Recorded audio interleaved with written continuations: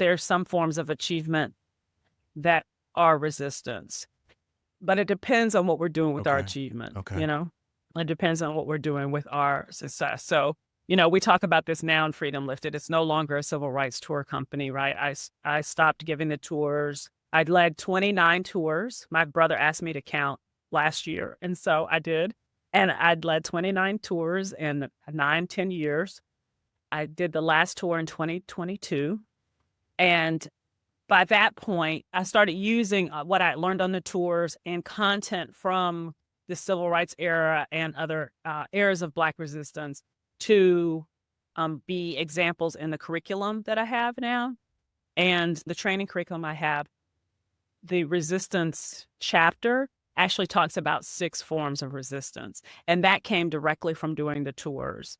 And so when I'm talking to people about resistance today, I reference the National Civil Rights Museum in Memphis, which is at the Lorraine Motel where King was assassinated, right? Before you even go into the actual museum, which the first exhibit starts with Jim Crow and then kind of goes chronologically through these high watermark moments in the civil rights movement, all the way up until the sanitation workers strike, which was the context of which King was killed, right? But even before you go into the exhibit, you have to watch a film on the Civil War and Reconstruction and then its broken promises, right? And then even before you go into the film, there's this waiting area. And the waiting area, it's an exhibit, but it's also just like a space that they've cultivated to help you locate yourself in an America where people were enslaved, right? Based on race. And one part of that wall, so it's not just about the hardships, the Yeah. torture, the Yeah. tragedy that is enslavement and the kidnapping that was required for the whole system to exist. That is there. But there is also a wall that talks about how Black people resisted while enslaved. Mm-hmm.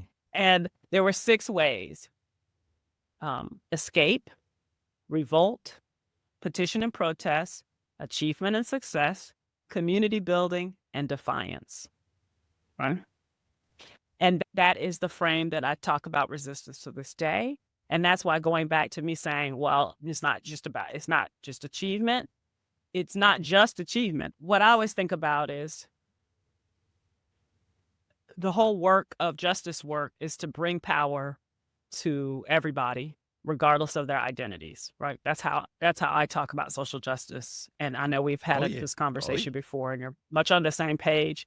So it is twofold. Power is abundant and everyone has power regardless of how they identify. And that's equity. And then justice work requires us to look at Mm-hmm. history, right? And repair the harms done by history, right? That's to me the difference between racial equity and racial justice, right? So for me, achievement and success in a resistance frame means that people have gotten power, some modicum of power within a system that has oppressed them, and they use that power to bring more power to Mm. people. It's not just having it. It's not just like being the successful filmmaker or being the successful business owner or being the successful lawyer, right? Or just getting your law Yeah. degree. How are we using our law degree? How are we using the land we've been able to acquire? How are we using the power when we talk about how are we using the resources we've been able to acquire to bring more power to oppressed Mm-hmm. people? That kind of achievement success is resistance, right? If you're using your achievement success to block other people, Yeah. right? You going through Ooh. the door And and close it closing behind it you. behind you, Yeah. that is not That's right. resistance at all. It That's is right. oppression. It's internalized oppression. It's externalized oppression, even, right? Regardless of how you identify. So that that is, yes, sir, my very long response to the it wasn't just achievement and success. For example, when people marched from Selma to Montgomery, right, over 5 days in March 1965, right, after 3 attempts, 2 other attempts, one, of course, met with white police violence on Bloody Sunday. The second attempt being one where everyone knelt because they knew that violence was imminent and they didn't want to put people in that situation again. The third time, when they actually had the permission to do the march, it took 5 days, 4 nights. Where did Black people spend the night? Mm-hmm. Black-owned farms. Black-owned farms. Who else was going to let them use their land? Right? And so that's what I look at as like the Black-owned farms, right? Farmers, landowners that put their land on the line to support this campaign that's part of a larger movement, right, to end racial oppression. That, to me, that kind of achievement success is what we are talking about. This is Social Justice Origin Stories. I'm your host, Rolando Tompkins Jones. Social Justice Origin Stories is a storytelling project that highlights personal stories and defining moments that have inspired individuals and organizations to labor for equity and social justice. Through truth-telling, the honest sharing of their experiences, storytellers teach us about themselves, enabling us to learn about ourselves and our world through their stories. By reconnecting with pivotal moments of activation in their lives, they invite us to do the same. At Social Justice Origin Stories, we believe that there's power in storytelling and lived experience is experience. There's room enough for all of us to do this work. There are many ways to contribute, and our contributions don't need to be the same. We can enter and remain engaged in the work using the gifts that are special to us while supporting others and using theirs. We have the capacity to grow and change for the better when exposed to new information and experiences. We believe in our inherent worth and capabilities, and we possess the power to inspire and create change within ourselves and others. We can transcend the confines of the status quo to imagine and design more equitable and humanizing systems. Thank you all for joining us. Today, I am honored to be joined by our guest, Mia Henry. Mia, thank you so much for being here. Some of you all who are listening to some of our earlier episodes, another friend of mine, Tony Nelson, was on sharing his social justice origin story. And we spent a good, I want to say 15, 20 minutes just talking about Mia. It felt like a long conversation, just talking about Mia and, really just reminiscing and connecting about how each of us in our own way have been so powerfully impacted by you as a person and your presence, the way you show up in spaces, the care that you give to people, your courage, just who you are. I remember saying, I want to be like Mia when I grow up. And even in that moment, we also talked about like, well, it would be great to have Mia on. So I'm so glad that you decided to come on. And a core piece of this is the power of making our experiences accessible for others. Talked about how there are folks out there that we admire, and it's powerful to make our experiences accessible, to recognize that we're humans too. These are folks doing the best they can with what they have, and to be inspired and moved by that. I appreciate you being here to make your experiences accessible to others, to talk about some of the work with Freedom Lifted. First, I want to say that, I love and appreciate you and Tony, and I'm very humbled to know that you all had a conversation about me, because I so appreciate the way both of you all walk in the world. And, given this timing of recording this session and our new political realities in this country, I think conversations and connections like this can't be more important. So thank you so much for inviting me. I think our session is right on time. It's right on time. So, yeah, my name is Mia Henry, as you said, and I use she, her pronouns. I consider myself from Alabama, from the Deep South. I moved around quite a bit, but I feel like Alabama is my closest ancestral home.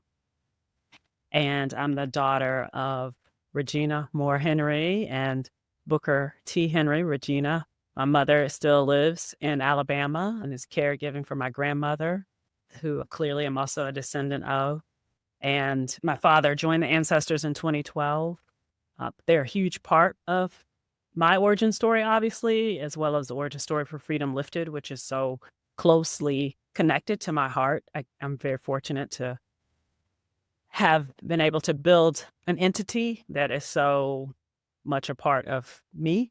And my parents are part of that Freedom Lifted. So that's part of the origin story. My people I come from on my maternal side, entrepreneurs, sharecroppers, enslaved people who enslaved, right? That's all part of the story, that lineage. Creek people who are part of the Creek indigenous tribe in Alabama are part of my paternal side, as well as, of course, African descendants, right? Their side of preachers. My grandfather was a preacher. My paternal grandmother worked in libraries. And, all of them, both sides, people of God, people who were church people because church was home and survival and a place for faith to root and grow.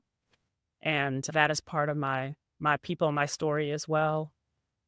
So they all really deeply valued education and saw that as a lever for power building for us. And that's part of the story too.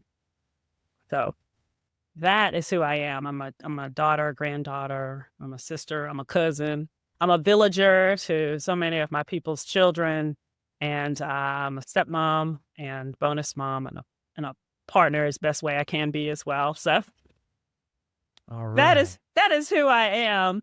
And then, I get to lead work through Freedom Lifted with those lenses. Well, yeah, I'm honored and I'm really appreciative of you being here.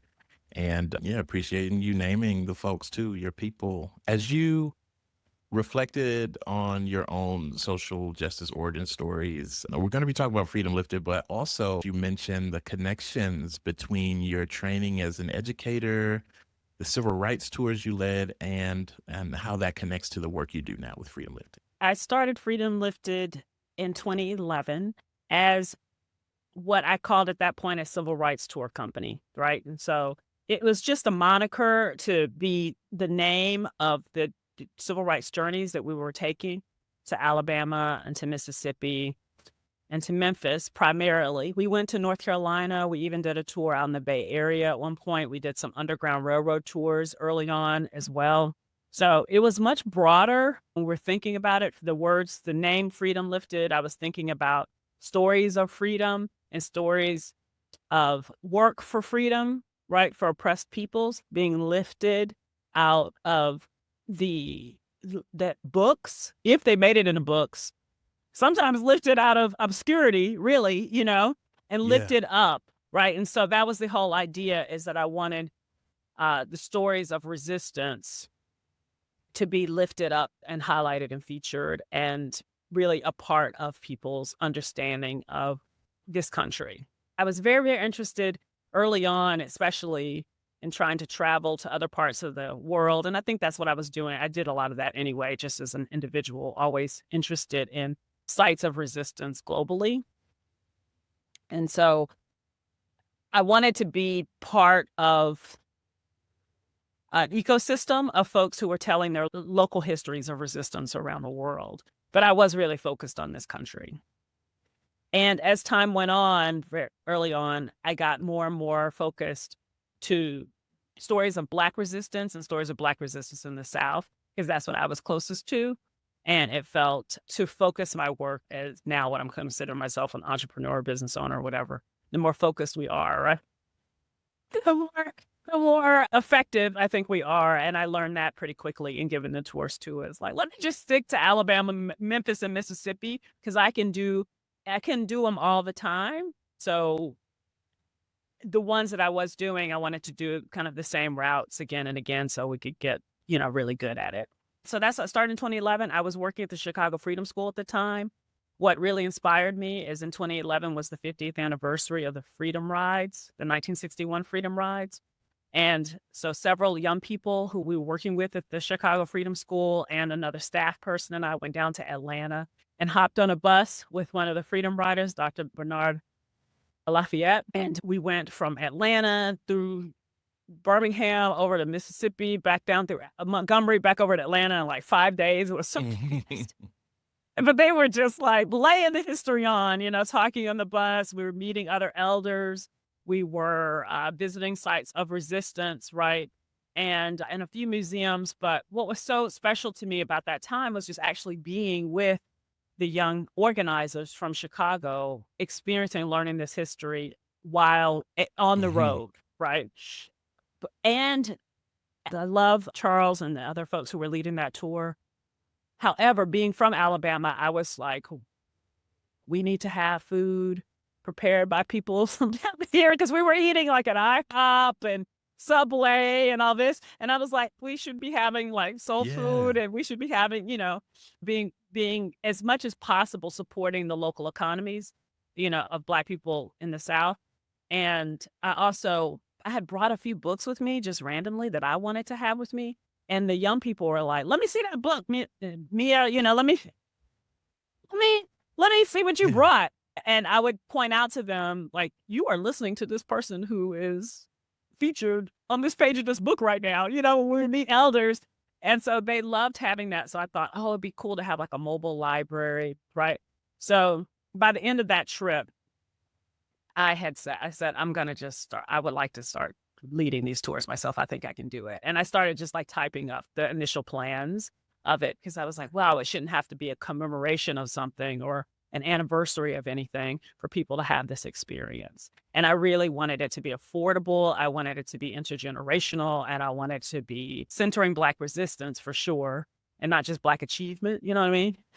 And I wanted it to be really respectful and supportive of Black people living in the South. That was my intention in the beginning. I took a couple of years. We did some Underground Railroad tours, which ended up being shorter, and they were from Chicago, which is where I was living at the time. So from Chicago to Indiana to Cincinnati to visit the Underground Railroad Museum there, Underground Railroad Freedom Museum, I believe it's called. And then we stopped at a couple of houses that were Underground Railroad sites on the way there and on the way back. Those are the first tours I took. And they were just a couple of days. It was just a test, just to try to it was important for clear about the history, obviously, but they were shorter. They weren't like these longer tours I ended up doing later. My first tour was not like a week-long tour. It was just 2 days. And so we did a couple of those, and a lot of close friends signed up for those tours and went on them Okay, with me, okay. supporting me. And I'm so grateful for that today. And then I want to say 2013 was when I took my first long tour throughout the South. And that was a group of teachers from Virginia. I took a long tour and I met them in Virginia and we got on a bus and we went throughout the South. So that was the beginning. I was still working full time. I ran those tours as a side passion. I don't want to say side hustle Yeah. because, that makes it sound like it wasn't important. It was like super important to me. It was purposeful. Yeah, yeah. Yeah, it was purposeful and there's nothing Mhm. wrong with a hustle. Okay. Not I'm not, knocking it. And however, I'm not knocking it, but that's not what this work. I didn't even realize that money, could be made on this. In fact, I'm pretty sure I lost a lot of money in the beginning because I wasn't thinking the yeah. budget so much. I was just kind of estimating. I got a lot better at that later. But part of it too is I wanted to make sure I brought people along with me to be like assistant guides to support me. And then I always, of course, paid any of the speakers that we had, any of the local guides and elders that we had who spoke on the tour. So I was very much like charging people based on how much it would cost to cover lodging and travel and all that, but also to make sure that we were compensating people really well for their time shared with us. So in the beginning, I wasn't thinking about money at all because I had full-time job. I was just, I don't even know where we landed with money in the beginning. And then, but I do remember at one point that I said there was like money left over or something in the account that I'd set up for Freedom Lifted. And I was like, what am I supposed to do with that? And Uncle Sam was like, you're supposed to pay me. Yeah. I've to budget, like I gotta Yeah. pay taxes on this if we do make money, or I have to figure out ways to spend it. So it was definitely a journey in just learning how to run what ended up being a small business. But in the beginning, it really was just I love planning, event planning, and bringing people together and creating learning environments. And so that fulfilled Mhm. everything. All my check boxes and my zones of Yeah. genius, if you will. And I felt like I was being able to honor my ancestors who were in Mhm. resistance. Now, you said you wanted to focus on resistance and not achievement. Could you say more about the significance of that for you in your visioning? I do think that there's some forms of achievement that are resistance, but it depends on what we're doing with our Okay. achievement, Okay.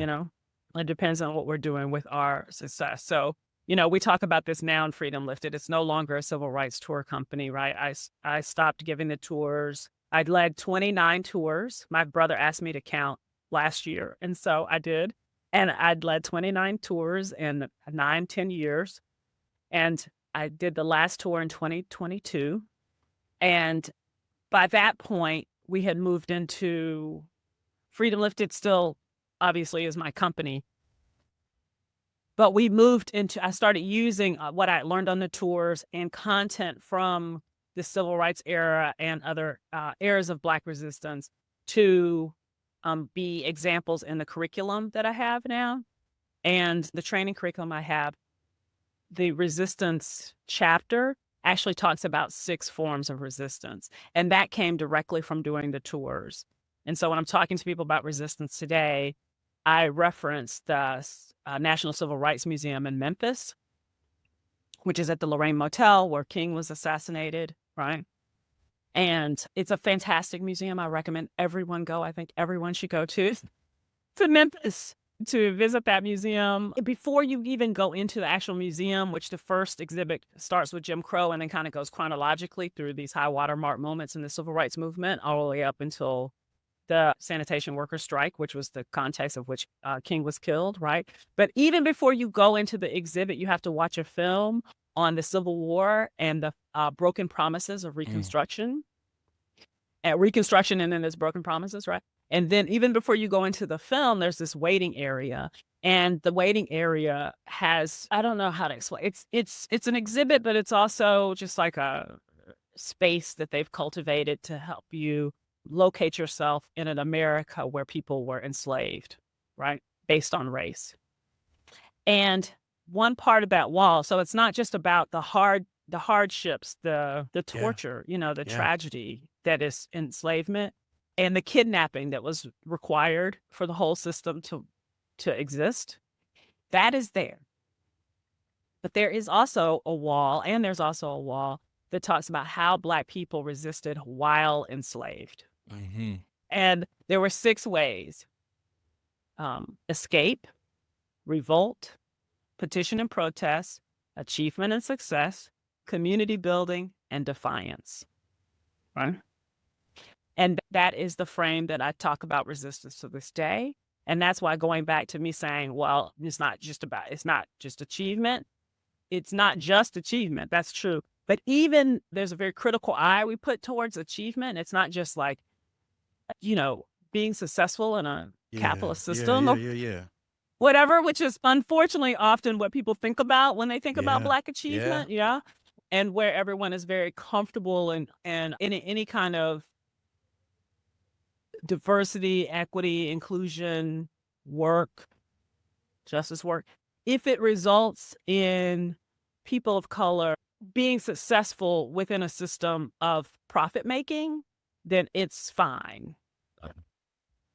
But when it starts talking about people building their own worlds, or really standing in their own culture Yeah. creation and all of that, that's when it starts. When people are not seeing where the money comes from, that's when it starts. Its value, the value, right, of Black achievement is not given Hmm. its due. So what I always think about is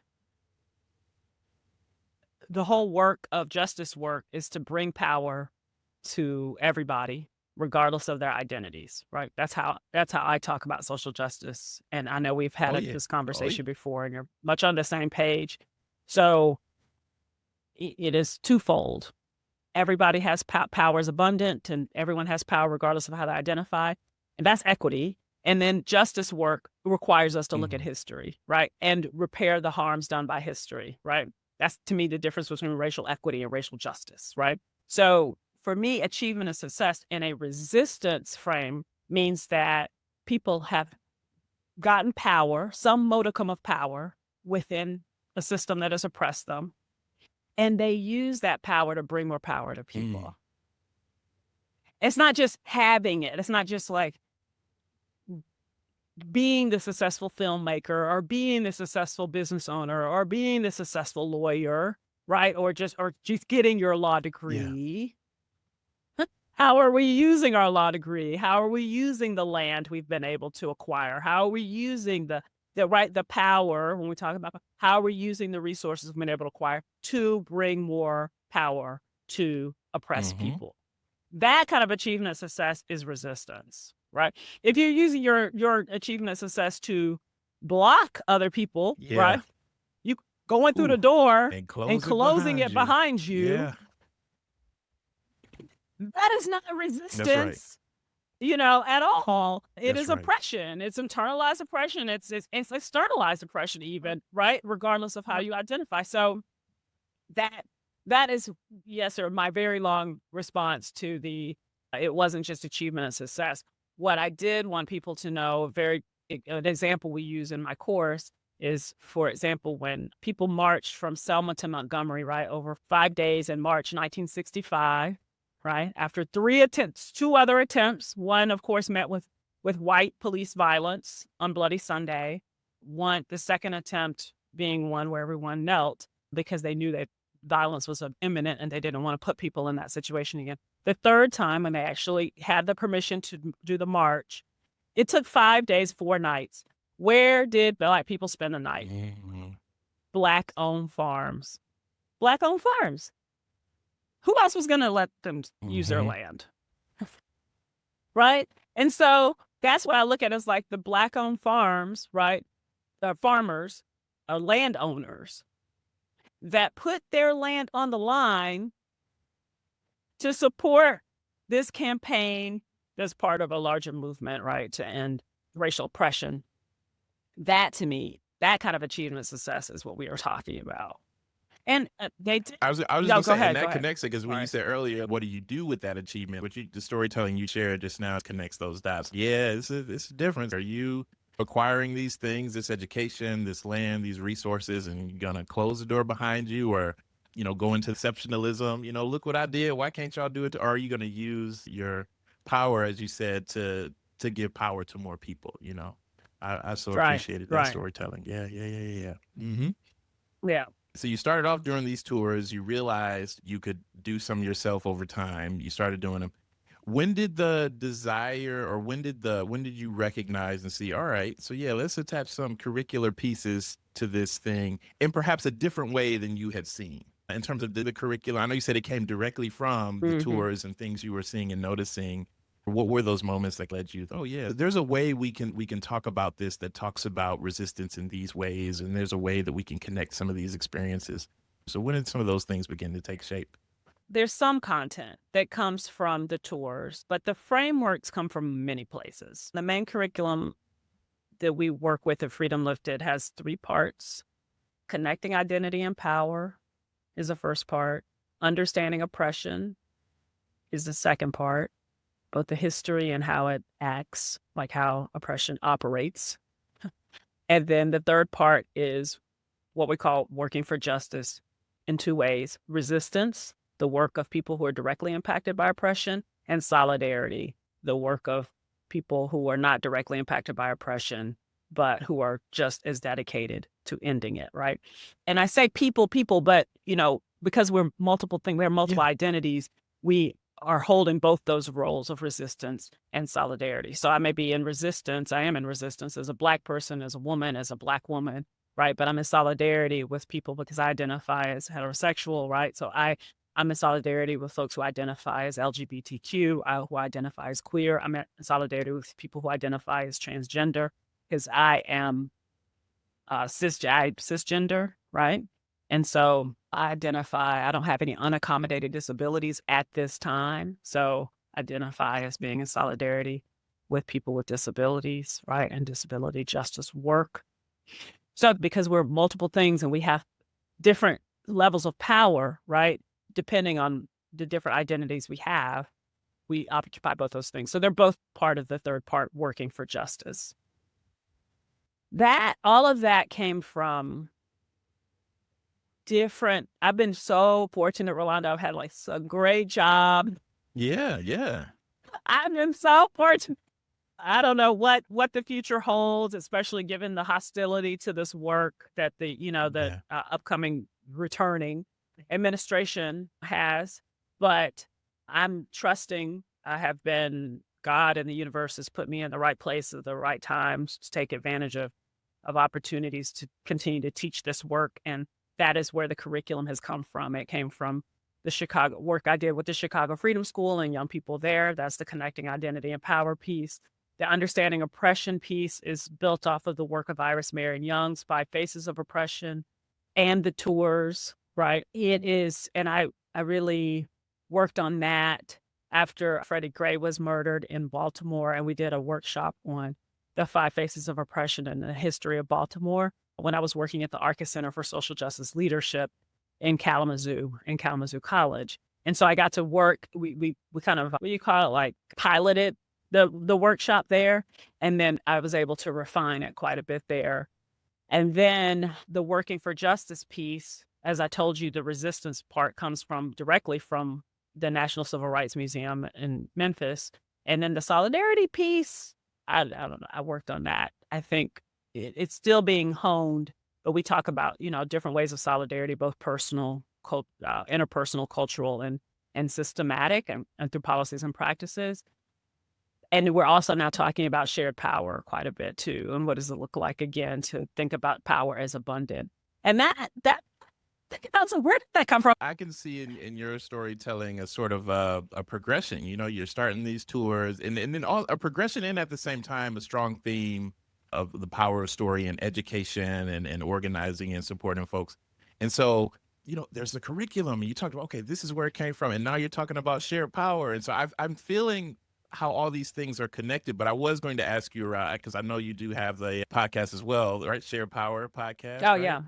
What were some of the things that you were noticing, experiencing? It could be patterns, experience. What were some of the things that were leading you to think about, oh yeah, we should talk about this and engage other folks in talking about sharing power and what that means? Because and you can talk about it, sure, but as I've heard some and understood it, I just felt that and feel that the Shared Power podcast is very intentional. I was talking to you about this last time. I was like, I oh, okay. All right. First I think you even started in one sense with the origin stories for folks, and then you were leading, there are these different Mhm. aspects of shared power. So I'm just wondering, like, where did it begin for you where you were like, okay, yeah, we need to talk about this in a way that takes these conversations to a wide audience. So let's put it on a podcast so many folks can engage in this with us. Things you were noticing, experiencing that led you to feel, yeah, this is a move that we should take. I identify as coming out of social movement spaces to this work of training, right? So I have been trusted to do a lot of facilitation work in social movement spaces and also in spaces that are just primarily people of color and sometimes all Black folks, right? I was doing that for 2 years, just working only with Black organizers around the country, having them do relationship building in different cities. And what I was recognizing is that we still got problems, Hmm. even within spaces where people Yes. share an identity. Yes.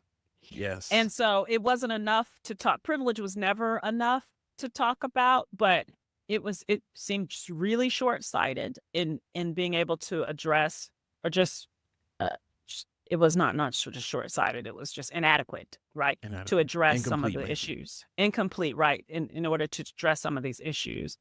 Because you could be in an all-Black space and maybe you could talk about male privilege or what have you, but it was still just like privilege was like either you have it or you don't because it's identity-based, right? And privilege is just a form of power. And I said, what we really need to be talking about is power. Helping people define it, not just go into moving into we got power dynamic issues. People love to just not love. I mean, it's real. They're It's feeling quick to pain go and to that. it's quick to go to power dynamics. And I'm like, well, what is power? What are we actually talking about? We are feeling we don't have, because that's when we talk about, we say they're power dynamics issues. That means folks are feeling like they don't have any power. That's when we bring up power dynamic issues. We don't feel like we have any power. Mm. People with Mm. power in organizations never bring up power dynamics. So, so I was like, that it was just not enough. And to start centering our conversations around power and what so many of our movement organizations really are already working very hard and have a really clear analysis on what it means to bring power to the communities that they're working for on a behalf and representing. But within the organizations, there was a lot of struggle around around power, even when if we're all Black folks or we're all women or we even are all Black women or we're all, people with disabilities, we're still having these issues. So that's how I was like, we need to power is bigger than privilege. We can if everyone understands power, they'll understand privilege and a lot more, right? And we'll understand that power is gained in different ways, and then we always have a choice in how we use it. If it's in our relationships or if it's, out in the world on behalf of the movements that we're trying to move forward. So yeah, so the curriculum, it's those three things, but it really I always tell people you have the three questions really anchoring the curriculum are: what is power, how do we gain it, and how do we use it? That's the whole thing. Whole thing. Okay. That's the whole thing. And I think we move into how we gain it and how we use it pretty quickly, but we miss that first step of just saying what it is Mm. beyond, it's like this is like my whole spiel. So Yeah, go for it. Go that's go things. all the way in. And I'm gonna tell you too. I'm just sitting here thinking now I'm back in the room with Tony again talking about you. Cause I'm just sitting here thinking like I'm hoping folks also, I mean it resonated with me, but I'm hoping folks also picked that up when you said that too. You said that's a whole bar for me. You said people with power don't talk about power dynamics. Or how did you say? I forget how you said it, but it was like people with power don't Yeah. they don't talk about power dynamics like that, you know. So it's a reflection of when we get into some of that, and I know exactly what you mean. Like those conversations, it's a noticing, it's a naming, whether folks say this or not, of recognizing that folks don't feel they have power in those situations. But yeah, you just put that out there. But I'm sorry, I don't want to. No, but go in, go no. You No, get that's I you mean, get I was into your just like whole talk about power and stuff. what But we go for have it. when we have power. That's one of our first conversations I have with everyone is what do we have when we Hmm. have power? And I want people to come and talk to me about Yeah, yeah, yeah. else that people start naming, and it's like not how it feels, not how you use it, just what do you Right. have when you have power? And I, I used to ask, what is power? And you can just go to a dictionary, and in the dictionary it says the power is the ability to do. It's the Hmm. ability to do things. So, what gives us the ability to do? You know, and so how people answer that question. How would you answer that question, Rolando? What What is gives power? us What the what ability? to do? Yeah. What What do you have when you have power? What do you have when you have power? My initial reaction, things like agency, things like well, I was gonna say things like agency, things like clarity, but I'll say as we're sort of workshopping this here, I'm workshopping my own answers. I wouldn't say that there's always that place of clarity. I think sometimes power can be utilized whether or not a person is like in full recognition of the influence, right? Of the impact of that power. And so I think that's why education like what you're providing is so important. But definitely, yeah, that's one of the words that comes to me is it's agency. Yeah, and an ability to act on whatever, vision, hope, reality you'd like to bring about for sure. Mm, Yeah. Yeah. yeah. Well, I love Mhm. that. I love that definition of agency too. And so that's absolutely one of the things that we have when we have power, right? And so that's what we're talking about. If we could just substitute the word power for agency. Mm. If when we're Mm. talking about it, right? What agency do we have? How can we bring more agency to other people, right? Regardless of their identities. And especially noting that people have, based on identity, been stripped of their agency, right? Mhm. On purpose, based on race, based on gender, right? Yeah. Take their choices away. That's a way to, oppress folks. And liberation work requires that we offer more agency to people. And that couldn't be more important than when we're looking at internally in our organization. So many of those issues that folks find difficult to manage within in organizational development Y come from around people not feeling like they have a lot of agency in yeah. the roles that they have, you Yeah. know? And so that's it. That's agency. Some of the other things people say are resources, voice, right? People are heard, Mhm. visibility, people are seen. And when I say seen specifically, they're inherently valued Yeah. Yeah. Yeah. just Yeah. for being human. And then also they're valued for their contributions too, right? They get credit for the work that they do and what they contribute. And safety, Yeah. right? Safety. Yeah. And so safety. So all those things, resources, voice, visibility, choices, agency, like you said, and safety, all of those things, that's power. That's Mm-hmm. it. There's nothing wrong with it. Ain't nothing wrong with it. We Mm-hmm. want everybody to have all those That's things. right. That's And right. when we talk about power as abundant, that means that's what we're working for is everyone to have resources, voice, visibility, agency, and safety, right? Regardless of how they identify. That's the work we're trying to do with folks is, not only are you doing that for the communities you serve, but how do you really set up organizations, schools, the libraries? We have a lot of public library clients. I love working with them very much. Like, but that, we all struggle with, we'll have that belief, but Yeah. we struggle with applying it to our own organizational development. So that's what, and I love using the stories of history of when people have really they're striving towards that, Mm-hmm. Mm-hmm. of a world where there's shared power and there's not this hierarchy. Hedda McGee talks about a hierarchy of human value. There's not that hierarchy of human value based on identity, but identity is no longer an indicator of Identity. power. Yeah. So Yeah. that's how we talk about equity.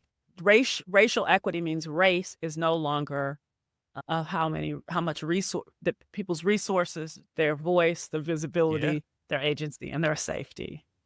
You Yeah. see what I'm saying? Yeah. That's how we know we have it, right? That race is no longer a factor in that.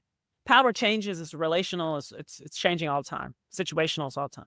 But race should not be the indicator of whether people have, That's right. That's right. That's right. Shouldn't be the right? indicator. Gender should not be an indicator. Disability should not be an indicator, right? Age should not be an indicator. So that's what we're talking about when we're talking about equity. And then of course, justice means you got to look back at history and see when people's resources have been taken from them, when their agency has been taken from them, like we already discussed, when they have been erased, when they have been silenced, and when they have been attacked. You know, That's right. we have to be able to see that, acknowledge it, and repair the harm that was done from that. That's what justice work is. So that's to me what you can talk about power. If we can name power, so many other things fall into place, right? Mm-hmm. And a political clarity for me is not possible without a clarity around power. Yeah. As I said before, it's us talking right now, but then also what you're saying is connecting, helping folks process and make meaning of things that they're experiencing. And I love that you talked about like those stories. We got to name it. We have to acknowledge it. Because I'm also thinking about, how powerful the work of Freedom Lifted is too. Any things that it does, I think there's power in that acknowledgement. This is our history. These are the things that have happened. This is how they connect to what's happening today. Talking about power, we can't have conversations too if we're not connecting it, or it's an incomplete conversation if we leave out the historical context that led to these events that we're seeing. I'll also say understanding that broader history may also provide some, although it may not always make folks feel better in the moment, it might also provide some clarity to like where we are now in the current moment as well. It's like, yeah, well, actually, some of y'all are surprised right now. And some folks are like, well, if we look at history and the ways that progress gained and the ways that backlash has manifested, it be it physical violence or political, social, and so something also powerful in naming the stories, but then also I'm thinking some storytelling you were sharing earlier, not just the trauma, but then also it's very important that we name those points of resistance, those stories of Yeah, resistance. yeah. We are not just, and some of which, as I'm sitting here thinking, like, wow, I wish I went K through 12. Like, I wish I would have went on one of your, and I know that young people, that's a part of your work too, And so I think in a way, it's really filling need and provide such a valuable service because I feel the lack of those stories also can contribute to our ability to know and understand what's possible, even in the most difficult circumstances. So you are doing the thing, you are saying the thing, exactly what you need to say, and you are bringing it because it's connecting dots for me, even as I sit here, and I know it's going to connect with somebody who's listening. I was going to ask you, there's a maybe not a singular one, but if there are memories over the course of your time an educator, I also want to kind of ask you like how becoming an educator, like how that factored in, like what was it? There's lots of different ways. The reason why I'm saying that there's lots of different ways to intervene, and in your thoughts and reflections kind of contributed to you an understanding that the role of educator and and so many other things too. I know educator, organize, so many other things, but that theme of education thing, stories and fled to that place. I want to know. Now I'm asking a lot of questions, so I want to know that. But then I also to ask you if there's like a memory or a time where you felt like one day or you were engaged in something, experience you were having, and you just were reminded in that moment, whatever it might be for you, like, this is why I get up every day. Like, this is why Freedom Lifted exists. Like, this is why I do this work. So I asked two questions, but I'll say, I guess to start, just to focus on the second question that I asked, a moment or a memory or something you can draw from your time, the collective time as an educator during the work that you do, realize or you're reminded, like, this is exactly why I'm here. Singing in that language, but however it lands and resonates with you, but just Hmm. something that was like affirming, a reminder to you of why this is important, why you get up every day and do this work. Regardless of the experience, it could be experience you thought was really great. It could be a reminder of work that there's to do, but any memories or anything you might be able to draw that just reminded you, like, yeah, this is why I do this every day, or that's what I'm talking about. Like, yeah, this is a good day to get up and come to work. That kind of thing. Oh Um, gosh, Okay. Yeah, that's such a good question. And I think, Rolanda, that I have told the story of my family a lot. But my version, a very abbreviated, usually version of, anyone's large family story. And particularly of my mom, who was an educator, and also when she was 14, desegregated her high school, right, in Gadsden, Alabama. And so she was one of seven, the first seven Black people to go into the school. And I think about that a lot, especially now being like, having a 14-year-old in my family and thinking like, she was this age when she made wow. that decision, Yeah, yeah. and then my grandparents and how they had to be brave too to allow her to make that decision, or to put her really in harm's way. They knew white violence intimately. So she's always been an inspiration to me. And she told me stories. It wasn't just out of nowhere. Like their church was part of the SCLC, the Southern Christian Leadership Conference. Her pastor was very close with King and the other pastors that were part of that. She was trained in Project C, Project Confrontation. It was the part of the Birmingham campaign. So she was in a not all the Black people were Yeah. doing civil rights work. That's what everybody needs to understand. That's right. That's right. Not She, everybody. Some folks not might have been everybody. saying like, no, we don't need to be doing that right now. Some folks might not have been in that Right, same time. exactly, exactly, exactly. But they there, my family was, and I don't think it wasn't an accident that both of my grandparents were entrepreneurs and they were not working for white people at the time, so that they had a little bit more freedom in what they could put their money towards and what they could do. Yeah. And so that's all part of it. I tell that story a lot, and it is a big part of my story. But I have shied away from telling my own story of how I came to do things, and Okay. even sharing like on this podcast is a big deal for me because I don't. I'm trying not to claim this anymore. I have been fearful because my ideas do evolve and change over time. And I'm like, oh my gosh, what if I say something now and then in 2 years they're not using that language, or this doesn't work, or whatever. Right. I'd always feared that it was going to be attacked in the moment, or not, wouldn't stand the test of time. And I don't feel that way anymore because I am, I know how to apologize, first of all. Yeah.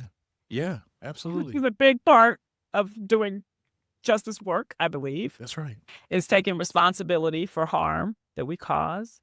Not that I'm trying to cause any harm, but we do it, unintentionally sometimes. And so I know I'm responsible enough to take to be accountable. And I think what I know that I'm doing something right because I have people tell me from years and years and years ago Mm-hmm. that we talked about in a workshop I facilitated, or that people who are high school students even in class with me. 'Cause, I was talking about the stuff and when I Oh was teaching yeah. high school Oh too, yeah. in the best way that I knew how. And like I said, that the way I was talking about this in the late 90s when I started teaching high school, the way I was, the language I was using probably is not going to be the same language I would use to talk about, apartheid in South Africa or black freedom movements and everything in this country. My parents grew up using the word colored and Negro, and now we don't use those words anymore. So things change. It may not be the same thing, but I have I know that I'm doing something right because I think it's more than just the content, but it is the the the the presence that I like to bring to the work, the reflection. I try to be joyful because I am joyful. Yeah. And I want people to feel joyful in the work. I don't want them just being all depressed Yeah. ab everything that we don't have, Yeah. but, that culture of gratitude, all of those things are part of my approach to education, and that means something to people as well. And so now I'm old enough, I'm 50 now, right? I'm old enough that I can believe and accept the affirmations from folks who say that they have learned from me and from spaces that I've been able to be part of creating. And that's so I feel very, very much in my like commitment to being an educator. I call myself an educator activist, right? Hmm. I had a coach once who was like, "What do you want on your tombstone?" And I wrote it down. What is over here? I am an educator. I want to be an educator for freedom and justice. That's what I said. Hey. Hey. And that still rings true. Years later, that still rings true. So this is what I do. My mom likes to tell this story. Sometimes our parents' memories get mixed up with our own. I don't remember this. I I'm know gonna how say it, that goes. but but she likes to tell this story. She was like, "You were such an interesting child. As a little baby, as a little child, a kid, you would not want a baby doll that you would hold like as a child and like feed the bottle and all that. You set up all your dolls up like and they were in a classroom and you would be teaching them stuff at the front of the Wow. class." That's all we got. Wow. That's what she told. Yeah. She told. So there's a part that was always there. That was always there. It was always in you. Mm. Start my career. I don't think I mentioned that. I mean, I did start my career as a high school teacher, and that was wonderful work. I think I alluded to it before, but yeah, I started Chicago Public Schools teacher and high school history teacher. And yeah, I worked in nonprofit after that in higher education. And now I'm doing small business. It's different containers, but it's all education. Mhm. It's all education. It's all education. Who are some of your influences? So we're doing organizational histories today, but I also folks. Oh, this is organizational histories, educational segment, and personal journeys. I ask sort of who are some of the full events, books, resources, other things that have it to like forming your analysis that you use to show up in your work. Like, who are some of the Ooh. people that contributed to shaping who you are today? Think of that. I'll just say I also appreciated you during just these past, of course, the whole time, but these past few moments in that just to you before we recorded, like I was using myself and Tony as examples, but I know there are a whole bunch of folks who have encountered you and still remember you showed up. You know that quote around like may not remember everything you say, but the way you make folks feel, like the way you show up, the way you care for people. Artwork, this is difficult work, but I feel like you do it with such care and love for people. My own, impact, but like, yeah, just such care and love for people. I think a belief, many of the things that align with this project, like a belief that we have the capacity to grow and change for the better. Yeah, and so we were really sitting in here. I'm like, Tony, I'm thinking like, Tony, this is your interview, but we spent a whole segment talking about you, and I'm like, I know we are not the only people. So I'm in your modeling and just sharing around that. I do talk about like it is important to make our experiences accessible. So even the people we admire, you're one of those folks that I personally admire very greatly. And it is important to also hear, I think, and hear your experiences and your stories and recognize like, hey, these are some things that I'm thinking about and I've kind of, struggled with this, that over the years. And so as in our admiration, and I think that's another reason why, I think storytelling is so important, because in our admiration, what I also don't want us to do is, even unintentionally, is like take that any bit of humanity away, and that mean that this person we admire, doesn't, either struggle with certain things or doesn't have questions about certain things, or, like you said, talk about something the way we talked about something years ago, language changes and those sorts of things. And so even sharing, which I deeply appreciate, I feel like yet again, here you go, like you're modeling spirit of what I'm very much hoping that this project for people, it just recognizes that enough for all of us. And then, the folks, all our stories, lies a lot of our humanity as well. It don't take nothing away from your greatness, but then it also is like, yeah, we all, there's certain questions and certain things and concerns we all have. And so, like, keep that admiration, and also not to the degree that we are not fully seeing the person, and so, that just say I appreciate you being here. And then also that sharing, I think that too is going to model for people, or is modeling for people, way of knowing those parts of themselves too. So for doing that, for sure. But yeah, who are some of your influences? Because I'm like, oh yeah, I want to be like me. Is such a wonderful facilitator. It's so, like, and again, I'm not putting, I'm honestly giving you the flowers that I want to give you, that I feel like you, and I'm not alone in that. And I'm like, even our teachers, even our great folks, they learn from somebody, or they draw inspiration from Oh, somebody. So it's like that kind of thing. We're connected. You know what I mean? Just wondering, like, yeah, who are some of those folks for you? Recognizing it, it's not an exhaustive, you might not name everybody, but like, who are some of the folks that kind of find for you, or mm. experiences, or books, even, or other. Huh?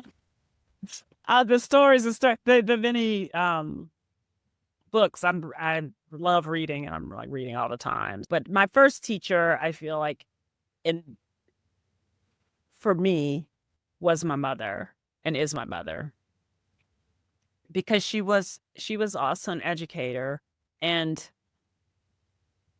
she's always been and still is deeply involved in her community, and the way she brings care to the work that she does. And both of my parents, my father was like this too. I Every time I think about my father now, my memory is of him laughing, and I know he did not have an easy life, and it wasn't, every day was not easy. Hmm. But my father could find some humor in everything and some jokes. Even what was happening right now in this country, he would be like, kinda not laughing it off, not dismissive, but just kind of like, being able to find a way for us to find humor in the incredulous, right? And so he loved a good laugh, and he just loved bringing joy to people and affirming other people. Both of my parents are very good with that, of just loving on people. Mm. And I talk about them in my podcast. You mentioned that we have one episode called Telling Origin Stories, because I believe it's one of the first conversations we should have when we are aspiring to share power. So that's why I'm, again, so grateful to be part of this project that you are shepherding with love, Rolando, because you are modeling what it means to share power, right? Over and over again, using your visibility to bring visibility to other people's stories, right? So I love it. And I told this story in that podcast of, like, they were in the way that they taught me both how to move people, to learn things, move people to my father was a salesperson, to buy things, move people to do things, right? That's organizing. And to do it with really love and care and respect for folks, regardless. They were both very, very, regardless, was very that was a big education for me. They taught me how I feel like to be a person with integrity. They both have that. They So, and then, gosh, I always think of Ella Baker first when I think about what it means to be respectful of where people are, and being able to have them create campaigns and strategies for change from where they are. And Ella Baker's work also was very spanned so many different movements and campaigns and over her lifetime too. Oh, And I yeah. feel like I'm a little bit of that. I'm a generalist in that way. Oh, yeah. I'm just about helping people lead themselves, right? And whatever they are trying to move forward. And I cut my, I really thought about that a lot when I was working at Chicago Freedom School. But honestly, as a high school teacher, some of the students who started this club, it was called Young People Making a Change. And they were trying to get the police off their back, basically, because they were being policed using some kind of loitering law, that Chicago had at the time. Well, they were just hanging out in front of their school after school.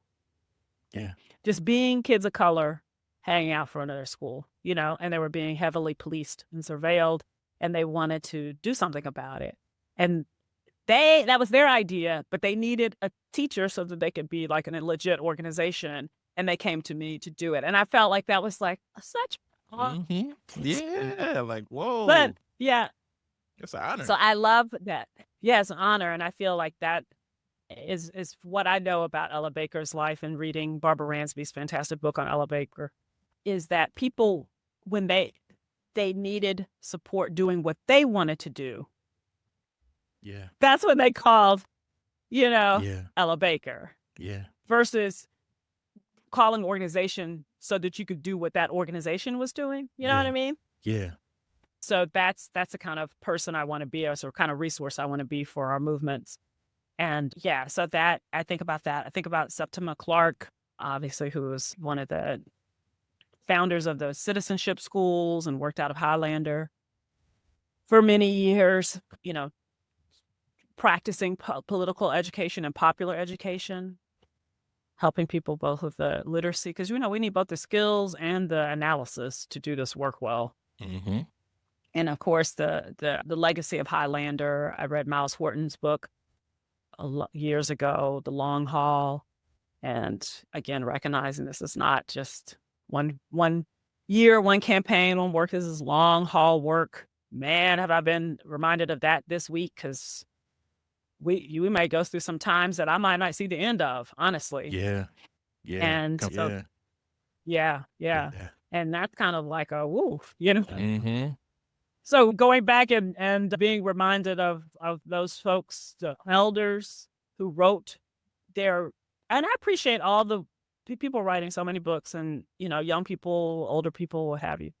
And I have to say, I'm really appreciating the perspective of elders telling the story of their journey and their work over time right now. Yeah. Because that's the perspective that I need. That's an antidote to despair for me, being able to hear the stories of those who are still here. Yeah. After decades of both fighting and building. So yeah, there's a lot of things. I have a whole little bibliography of stuff I would show on the tours.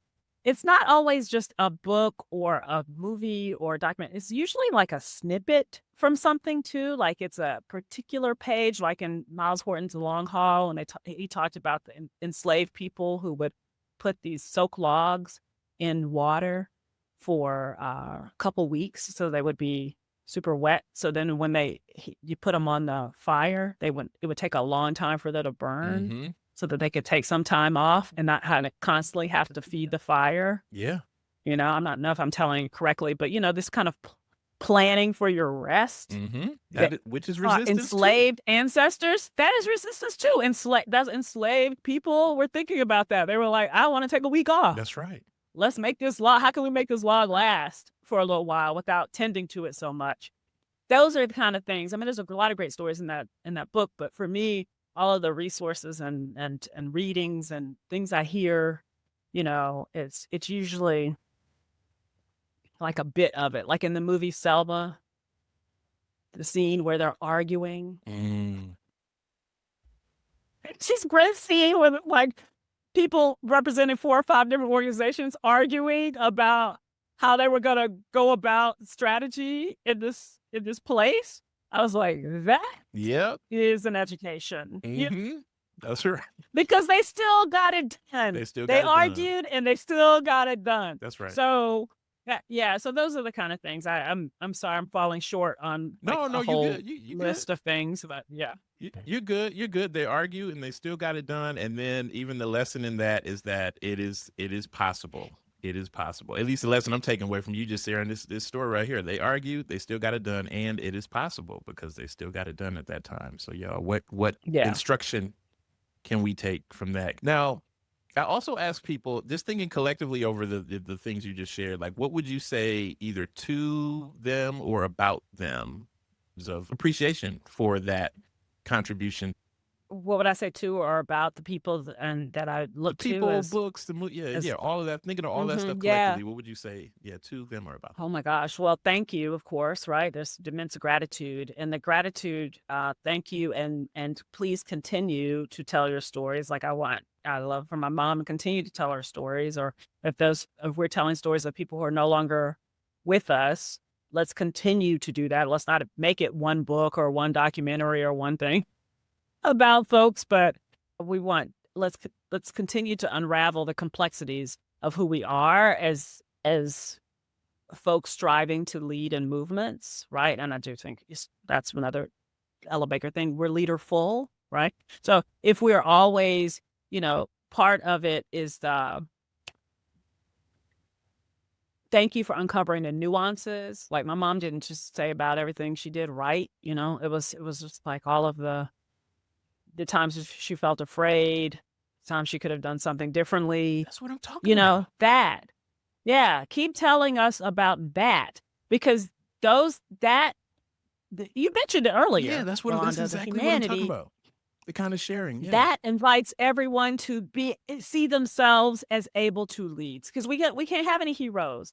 The hero thing does not work Mm-mm. because well, that then people don't see themselves. First of all, they're certain to topple. Right? We put them on a pedestal. They can't stay up there forever. They Yep, will topple. that's right. And the other piece is that we need for people to be able to see leadership in the work is accessible to them and that they have a role in it. We all have a role to play. Everybody has a role to play.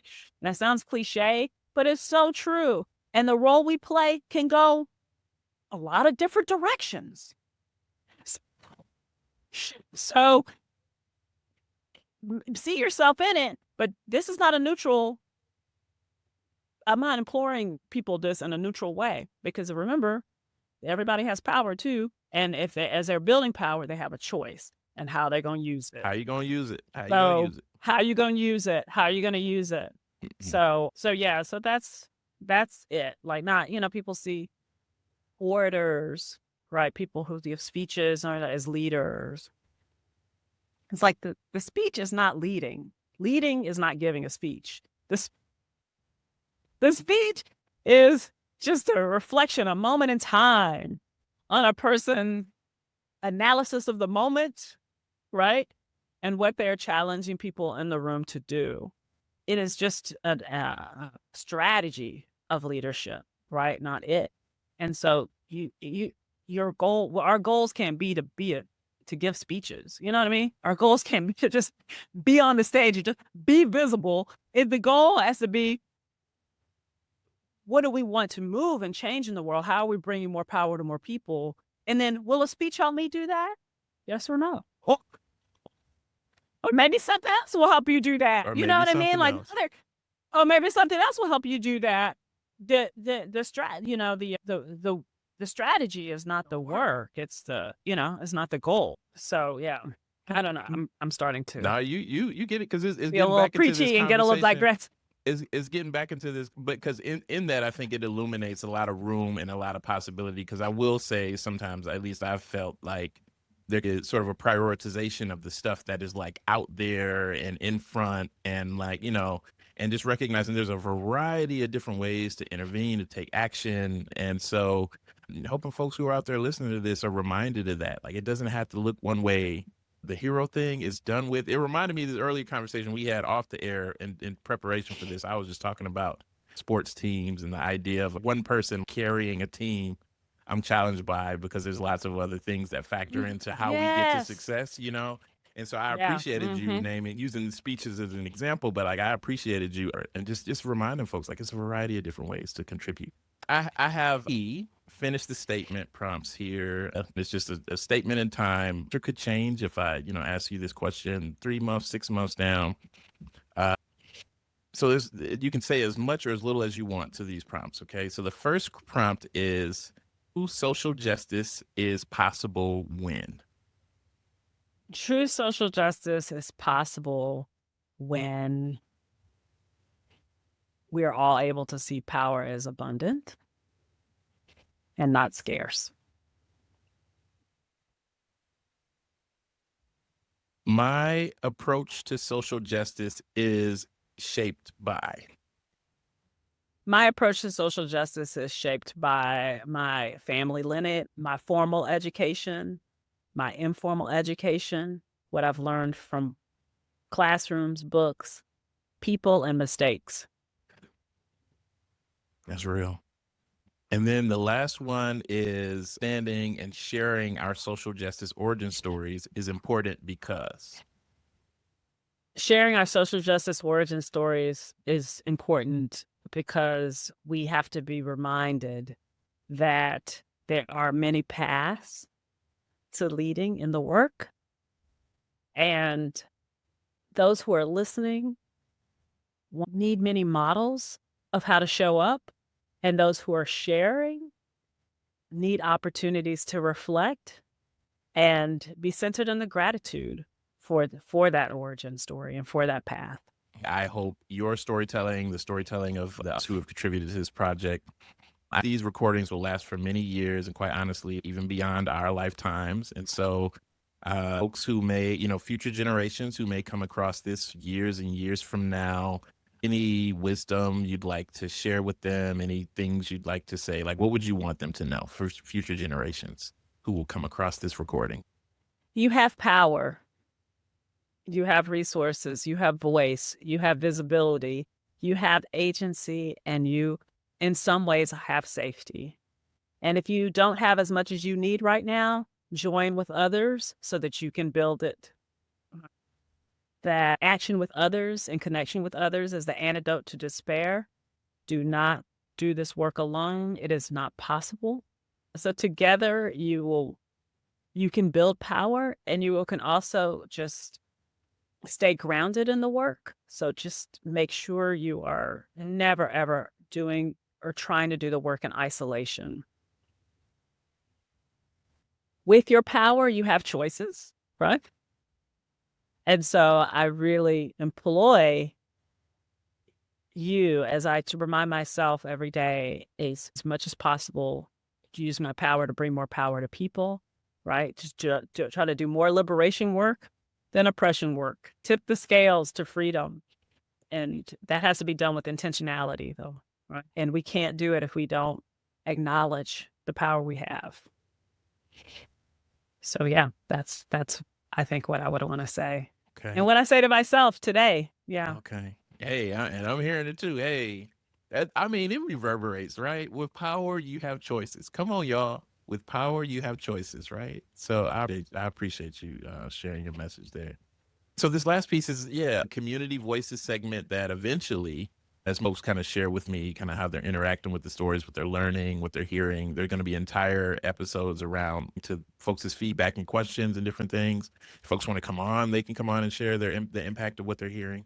But I get to myself one day, like, wouldn't it be a cool, or at least for me, wouldn't it be a little bit, just a little bit closer to that value of always, there's also folks, you're sharing your story, you are sharing it for yourself as opposed to another sharing your story for you. So there's that. But then I was like, wouldn't it be even more significant, a little bit closer to that value as well, if folks thought, like, what would you call your social justice origin story that you shared today, right? So again, like we talked about, is a snapshot is where you are today, but just thinking about all the things you've talked about, your lived experiences, your work, what have you, in this moment, based on what you've shared, what would you call it? What would you title your social justice origin story? I mean, I think I would call it education for freedom and justice. That's what I hope I am offering, the world. And I think that's what I keep coming back to and all the work I've been able to do. What do you think? So What do you think? when it comes out, it'll be something like Education for Freedom and Justice with Mia Henry as the title. I love the exercise, I'll say, in trying to think about like what would we call that? What would we title that? And I'm trying this out. I'm actually Mhm. workshopping this idea out, but it just came to me like, oh, wouldn't it be something else if in my thoughts at the time, like in a good direction, if you just kind of ask folks, hey, what would you think? What would you call it? So be on the lookout for that coming up here. And with that, I will say thank you for being here and sharing your story, to focus on those stories of resistance. And that I just acknowledge and hear, people have always been resisting. Yes, people are resisting now. Even our talking today, it's a moment in time, it's history, it's an act, it's engaging as well in telling these stories and sharing stories with folks. So thank you so much for being here with me and spending the time to support this project, and then also support the folks who are listening out there who gain a lot of encouragement and connection from what you've had to share. So thank you so much. Oh, thank you so much, Rolando. It's been a pleasure.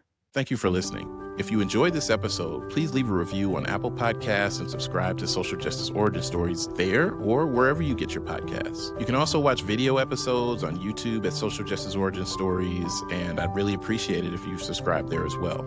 Video episodes are also available on the project website, socialjusticeoriginstories.com. I'd love to hear about how you're engaging with the stories.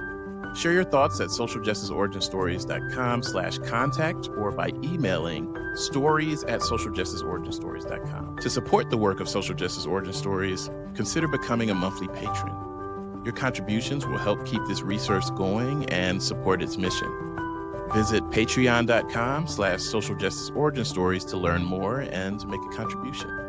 Again, that's patreon.com/socialjusticeoriginstories. You can start or stop anytime. Social Justice Origin Stories is edited, hosted, and produced by me, Rolando Tompkins Jones. Many thanks to our storyteller this week and the many storytellers who have contributed to this project. And thank you for joining me this week. Take care.